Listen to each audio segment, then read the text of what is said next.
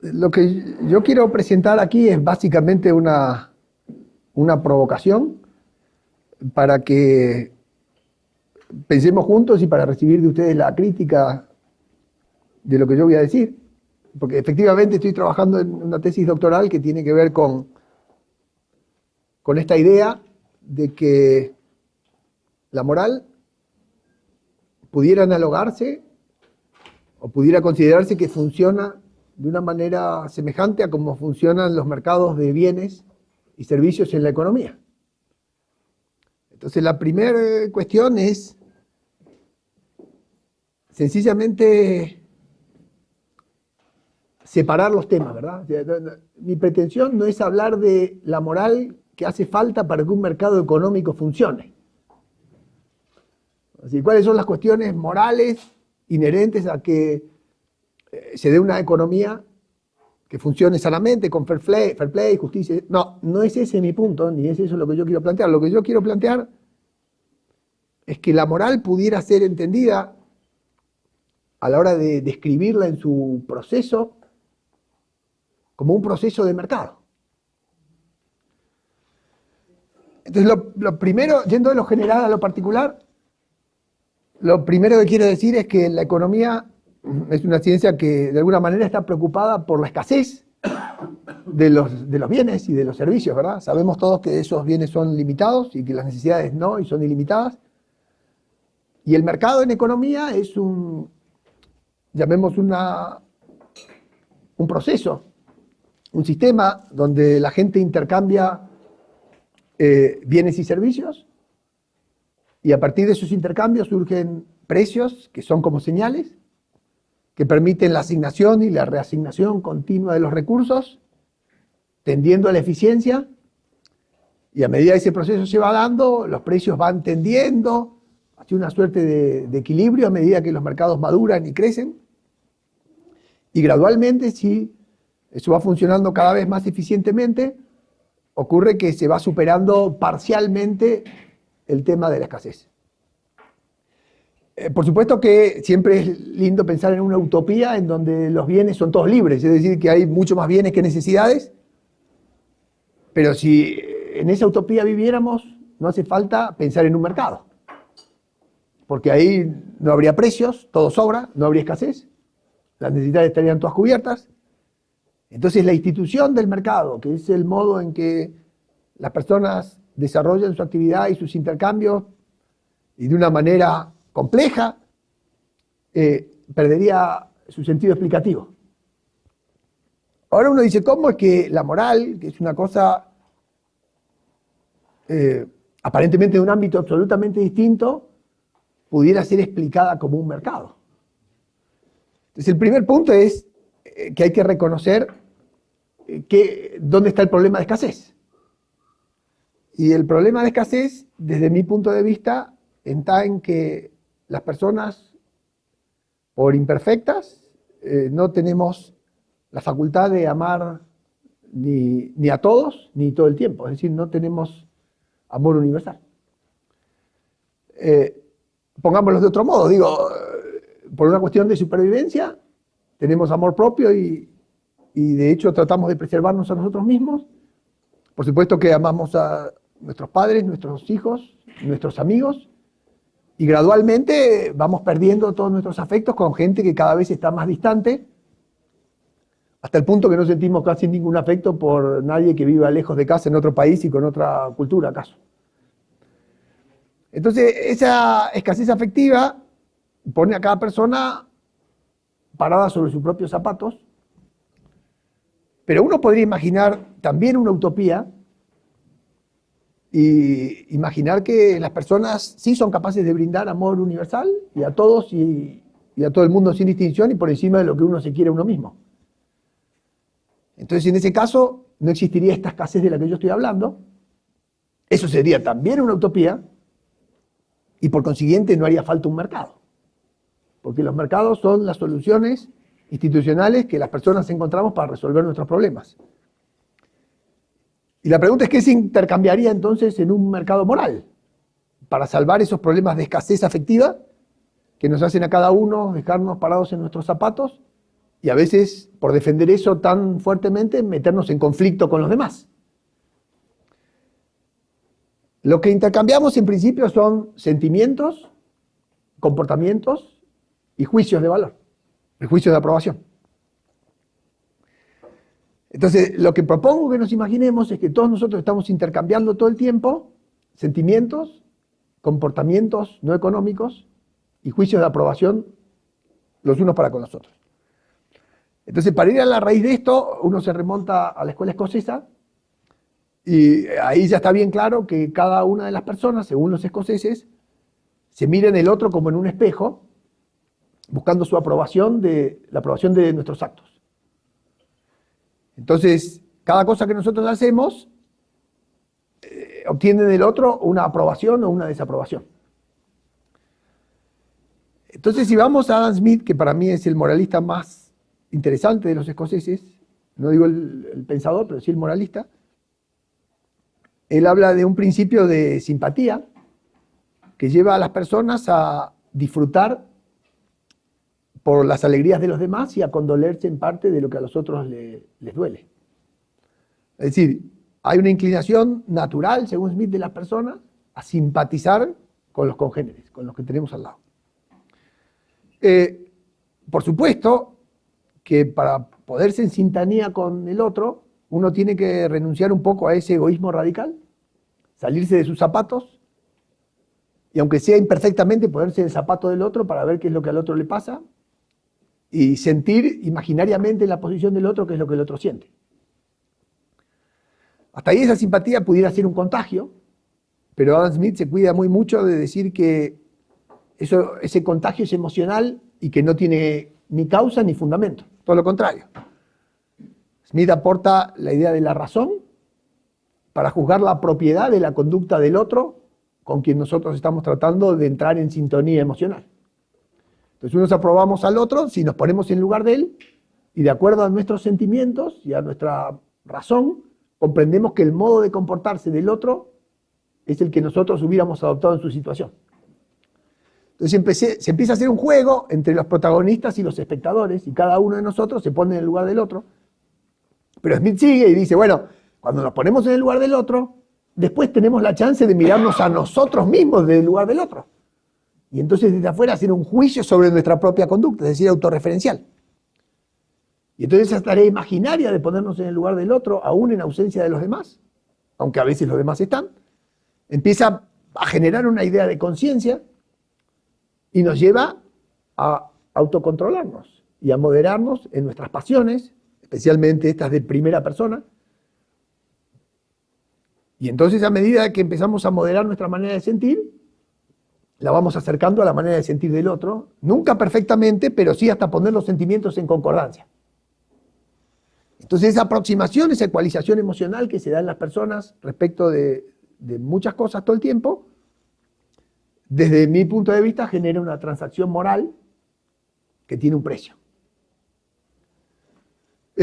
Claro, y ahora yo tengo que convencerlos o por lo menos provocarlos para que pensemos las cosas en términos de precio moralmente hablando.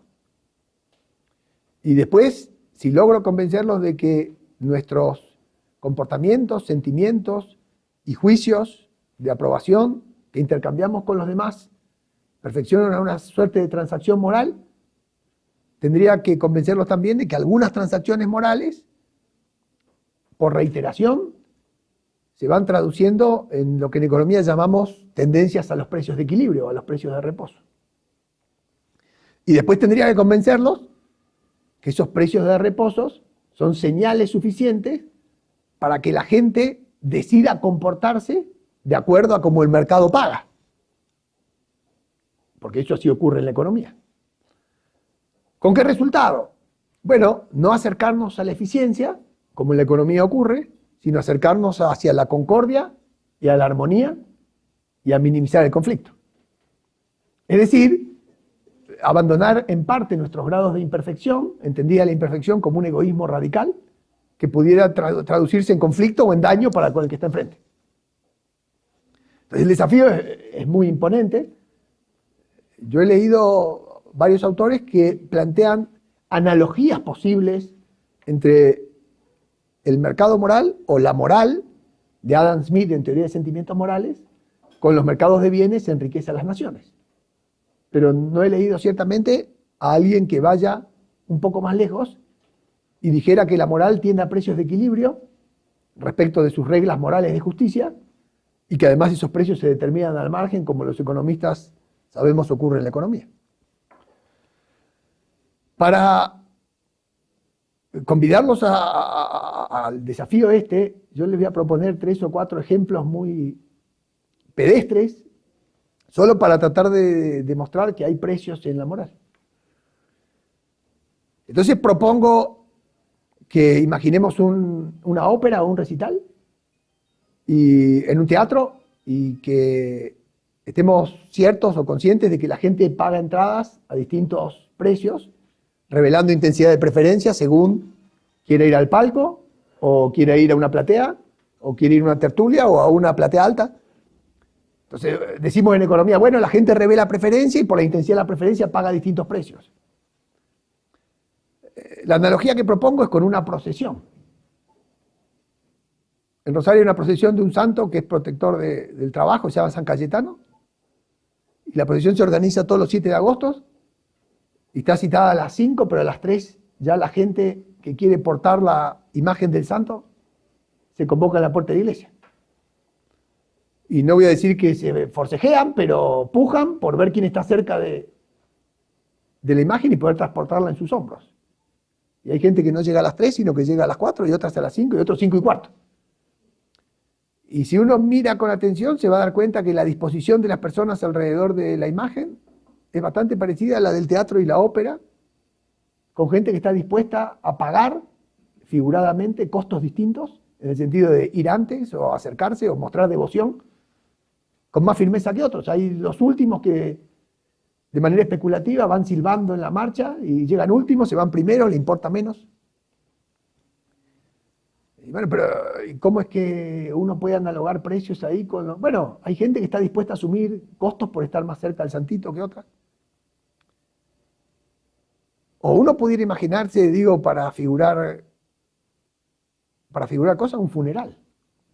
Y si mira el funeral, generalmente está el féretro al medio, los familiares y amigos íntimos alrededor, y después otros menos íntimos, y otros menos íntimos, y los que están lejos están contando chistes al final.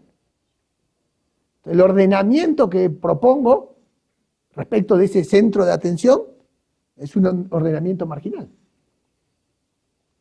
O imagínense una boda. Entonces, imaginemos que la novia va a dar el vals y está demandando la atención de los oferentes, que son su padre, su novio, sus hermanos, los amigos de su novio y los novios de sus amigas. Y si ustedes se prestan atención, la próxima boda que tengan, van a ver que las primeras vueltas son de tremenda intensidad.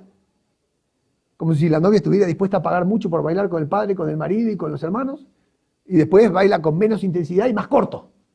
Y los va despachando. De a uno. Y le da 3 vueltas y lo saca.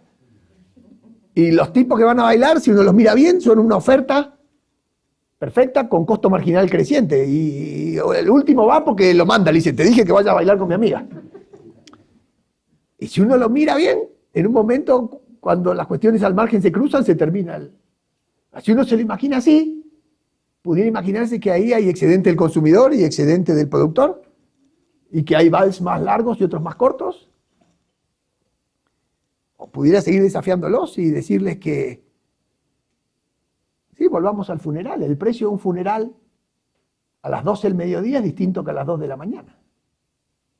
Si uno va a las 2 de la mañana al funeral, se encuentra con los deudos más íntimos en un ambiente de recogimiento mayor, poca gente.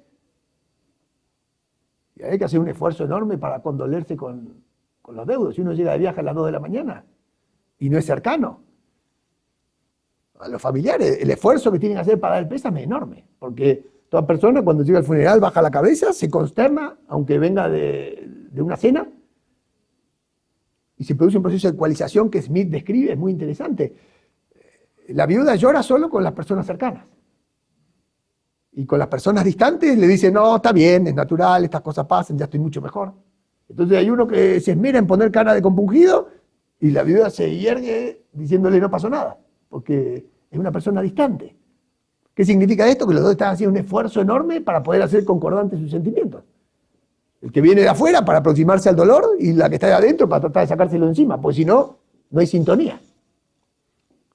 Si uno mira las cosas de este modo, en el fondo se da cuenta que hay transacciones de sentimientos, de aprobaciones y de comportamientos que van marcando la posibilidad de precios en moral, entendiendo el precio como una tasa de intercambio, que es lo que decimos en economía. O Adam Smith pone un ejemplo distinto y dice, bueno, ahí estaba el guerrero, le estalló una bomba y le arrancó las piernas. Entonces uno se aproxima al tipo en su lecho y depende del temple de la persona. Si es un pusilánime, el tipo se aguanta 2 minutos, habla de los pajaritos y se pone a llorar como loco. Dice, mire lo que me pasó, perdí la pierna. El que lo va a saludar se mete en un apuro. Dice, mirá cómo está, es desesperante la situación. Ahora, si la persona que está ahí a la cama tendido es una persona con un carácter muy templado, que asume lo que le pasa casi con estoicismo, y le dice, está todo bien, no pasa nada. En el fondo, ese acto de magnanimidad desobliga al que viene del esfuerzo enorme de ponerse en el lugar del otro, porque la transición se la carga encima el magnánimo. En cambio, en el otro lado, el costo se lo carga el condoliente y no el paciente. Entonces, los precios son muy distintos si vos vas a dar a un enfermo que se lamenta y que es quejumbroso a un enfermo que se la aguanta. Y más, cuando uno sale, se da cuenta del costo que pagó. Dice, lo que fue ir a saludar a este, fue desesperante. Entonces, ¿y qué se intercambian? Sentimientos. Y se tratan de ecualizar y concordar. Lo que pasa es que como cada cual sale de su propia realidad, es decir, de los propios zapatos, tiene que asumir el costo de morigerar su personal manera de sentir, hacerse empático con la situación del otro y aproximarse en sentimiento. ¿Por qué las gentes iban a asumir ese costo? Bueno, sencillamente, dice Smith, porque hay una tendencia natural a disfrutar del placer de la simpatía mutua. Entonces la ganancia es el placer de la simpatía mutua, es decir, hacer contacto emocional empático con los que tenemos alrededor, y más lejos, y más lejos, y más lejos. Entonces, y de estos hay, no sé, 1000 ejemplos más, o 2000. Aquí no sé qué tan partidarios del fútbol son, pero cuando un relator de fútbol grita un gol, si lo grita más fuerte le está poniendo un precio distinto que si lo grita más despacio. Y es curioso, pero si el gol, la jugada la hacen entre 5, el precio es más bajo que si la hace uno solo. Y el gol de visitante tiene precio más alto que el gol de local. Y así hay infinitas cosas que uno se pone a pensar y ver las transacciones. Ahora, si uno quisiera sistematizar todos estos ejemplos en alguna manera de formalizar esos intercambios, a mí me parece que, por lo menos la que yo encontré de poner esto, es que hay intercambios morales de virtud, que son caridad, benevolencia o compasión por gratitud. U otro intercambio de virtud es magnanimidad por admiración. Esos son intercambios morales de virtud. Y hay otros intercambios morales, a los que yo llamo de justicia, que están regidos por otra tendencia humana, que es la tendencia a la reciprocidad, en donde el intercambio que se da ahí es más de mortales, no hace falta supererogatorios. Es decir, me respetaste, respeto, me saludaste, saludo, no me agredís, no te agredo. Y entonces, a partir de ahí, pueden ponerse en sintonía sentimientos y aprobaciones recíprocas de gente que del fondo se compromete a restringirse sencillamente en no hacer algo que al otro le moleste. Y esos intercambios morales son mucho más frecuentes que los de virtud. Por debajo de esto habría un intercambio muy atípico, que sería el daño de una persona para otra persona. Y eso es difícil de ver como un intercambio, salvo porque la justicia exige vindicar el daño en la misma proporción, por lo menos eso dice Smith, y en ese caso el equilibrio de la compensación estaría en infligir un daño de igual proporción al causado por el agresor. Planteados los términos del intercambio de este modo, yo creo que solo en los intercambios morales del tipo de justicia se puede imaginar una tendencia a un precio de equilibrio. ¿Por qué? Porque la cantidad de transacciones entre los protagonistas y sus jueces se multiplican enormemente. Es decir, la facilidad con la que uno aprueba un comportamiento recíproco es enorme. Entonces, hay mucha más posibilidad de que esas transacciones sean aprobadas por todos y que en esos equilibrios, en esos intercambios, donde la gente se restringe de igual manera para conseguir un placer de la restricción del otro recíproco, son mayores que los de virtud. Los de virtud no tienen reciprocidad, porque justamente la persona virtuosa no espera nada a cambio. Y porque además ningún mediocre puede más que agradecerle al virtuoso, pero no recompensarlo. Entonces, si uno viera que esos precios están por encima del precio de mercado y que de alguna manera no tienen competencia ni exigible ni asegurable, no tienen retribución, es muy difícil que el mercado moral lleve el punto de equilibrio hacia un rango de virtud. Solo puede llevarlo hacia un estándar de justicia. Es decir, estoy hablando de una moral que describe un proceso que hace que las personas puedan tender a convivir armonizando sus sentimientos y de manera pacífica. No estoy hablando de un orden más bello moralmente, que por cierto es más lindo, pero tanto más lindo como contar con más bienes en la economía. No siempre es posible eso. Y no estoy hablando normativamente, estoy hablando positivamente, estoy tratando de describir. Ahora, si las cosas son así, como a mí me gusta verlas, en el fondo, esos precios de equilibrio, de justicia, que se determinan al margen, y cuando digo al margen es por los jugadores marginales, y los jugadores marginales son los espectadores más distantes, que no sienten ningún afecto por nosotros, solo tienen un hilo de respeto, que es el único sentimiento que cabe en la justicia. La justicia no es amor, la justicia no es benevolencia, la justicia no es virtud, es respeto. Entonces eso, el mercado se agranda, se agranda, se agranda y se estabiliza. ¿Y dónde está reflejado ese precio? Porque en economía es importante que los precios se eluciden, se transparenten. Esos precios están transparentados en la costumbre, en la norma que habitualmente respetamos, en la norma que vamos internalizando a medida que socializamos, es decir, a medida que intercambiamos con los demás desde pequeños o cuando nos metemos en un grupo que no es el propio y con atención miramos la aprobación de los demás para tratar de encajarnos en lo que ese mercado pide. ¿Y qué premio recibimos? Bueno, la aprobación, que es como un ingreso moral. Y quien más aprobaciones recibe, levanta su reputación, que es la paga moral que recibimos. Y esa reputación moral es un activo moral que hasta se puede endosar cuando uno recomienda a otra persona. Si una persona creíble recomienda a otro, está endosando parte de ese activo en beneficio de la otra persona. Y uno pudiera seguir haciendo especulaciones en derredor de este asunto. Me voy a animar a hacer solo dos más para dejar abierto un diálogo. Visto del lado de la economía, hay un modelo que nosotros rechazamos bastante, que es el modelo de la competencia perfecta. Y lo rechazamos porque tiene unos supuestos muy fuertes que no se dan, pero los economistas agarrados de esos supuestos han decidido que está bueno que el Estado interfiera en los mercados para corregir esos presuntos fallos que el mercado tiene. Que dicho de otro modo no son fallos, son imperfecciones que irá corrigiendo seguramente el mismo accionar de las personas, porque el mercado es un proceso de descubrimiento, que está limitado por la escasez y por la información.